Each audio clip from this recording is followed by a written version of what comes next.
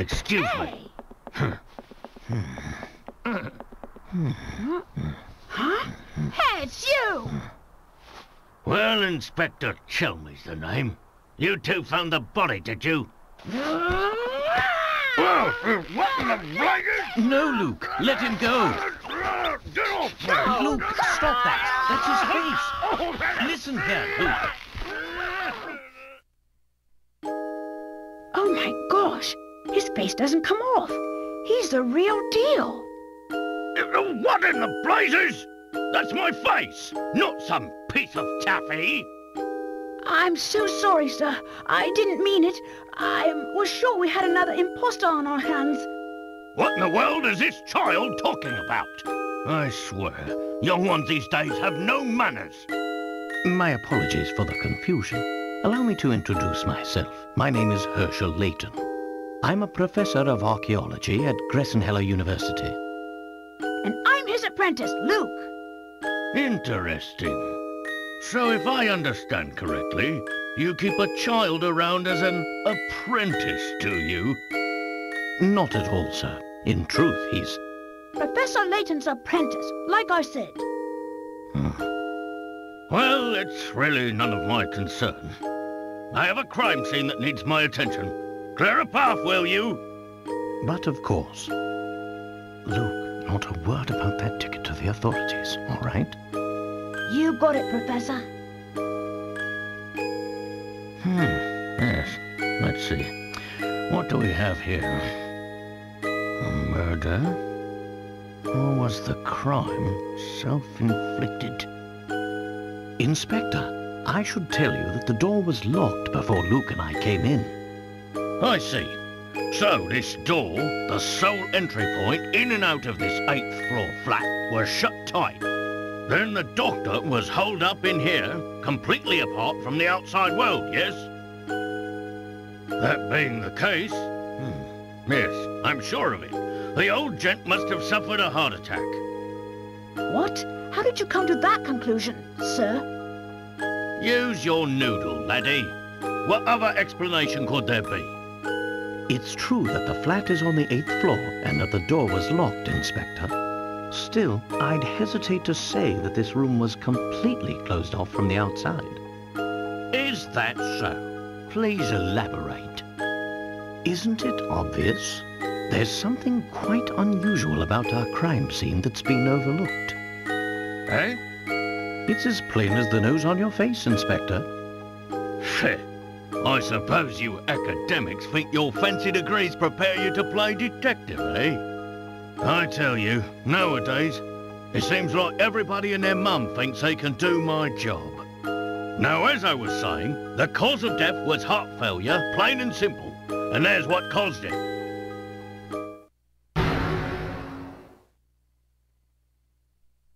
This? It's a scaled-down model of a Kronosaurus, if I'm not mistaken. I reckon that ugly mug will give anyone nightmares. Here's what probably happened.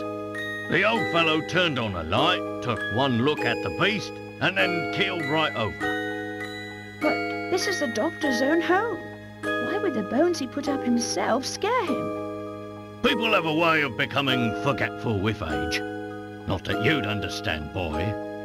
Well, you're right about that. I don't think I understand it at all. Mr. Layton, was it? No? Ah, yes, Layton. Mr. Layton, what do you think? The scenario you paint certainly isn't out of the realm of possibility. But, considering the lights were off when we entered the room, I don't think we've found our answer yet. Oh, really? Furthermore, look around you, Inspector. Doesn't anything strike you as odd? What do you mean, Professor? Study your surroundings, Luke. I'm sure you can see it too.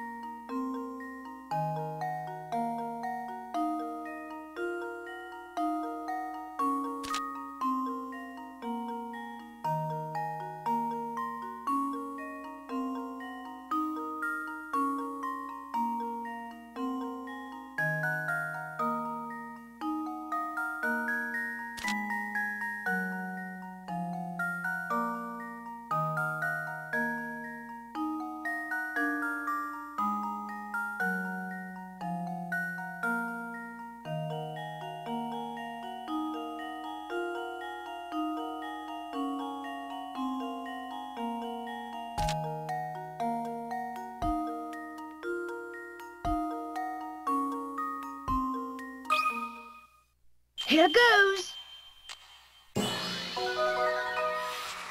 Piece of cake.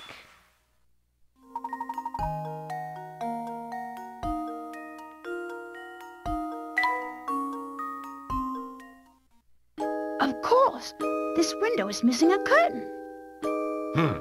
So it is. But what exactly does this have to do with my crime scene?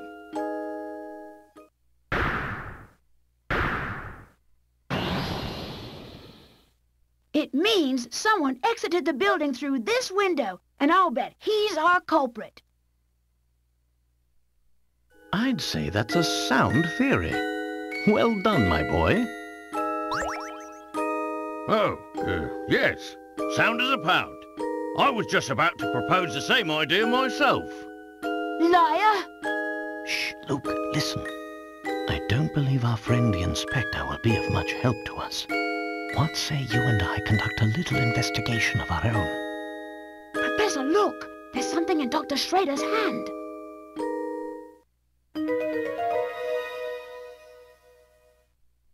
It's an old photograph, but it's been torn into so many pieces, I can't make out the original image.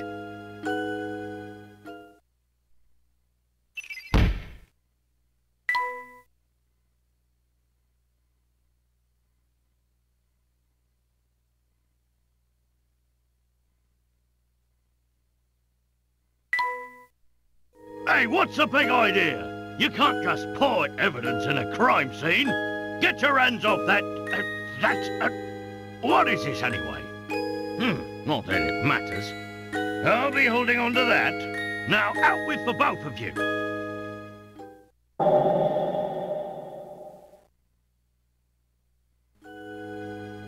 Ah, but we're not done!